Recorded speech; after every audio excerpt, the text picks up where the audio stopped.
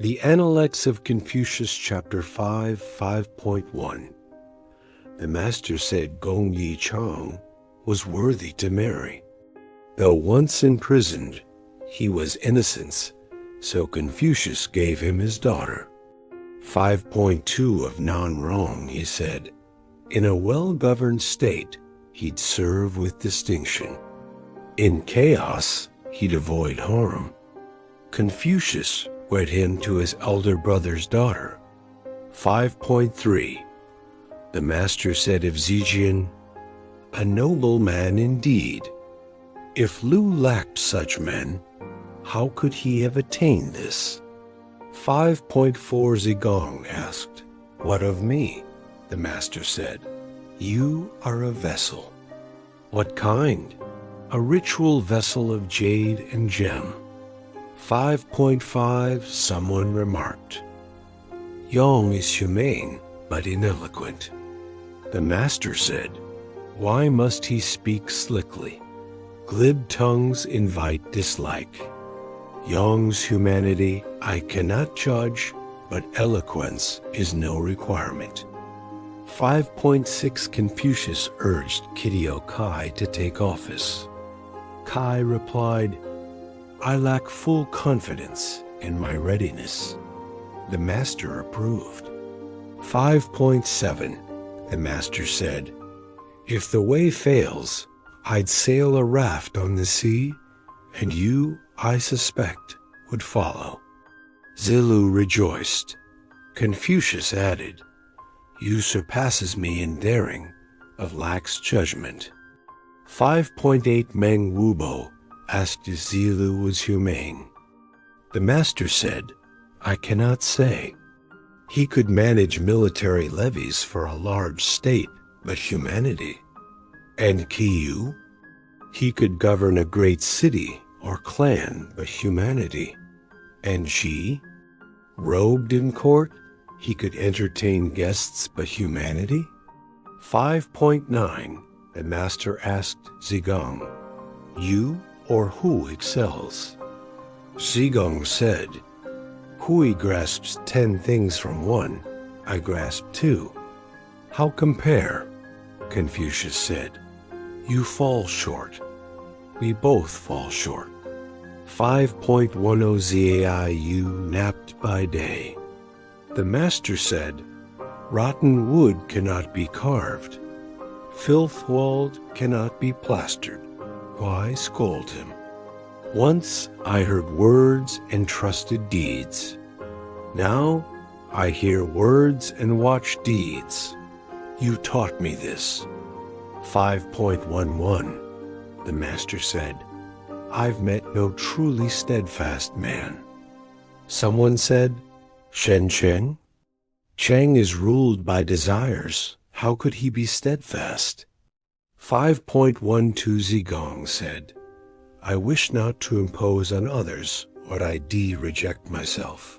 The master said, see you've not yet reached this. 5.13 Zigong said, our master's teachings on culture we hear and practice. His words on human nature and heaven's way we hear but cannot grasp. 5.14 When Zilu learned a truth not yet practiced, he feared to learn another prematurely.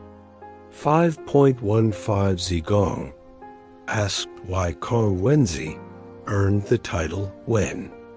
The master said, diligent in study, unashamed to ask inferiors, thus Wen.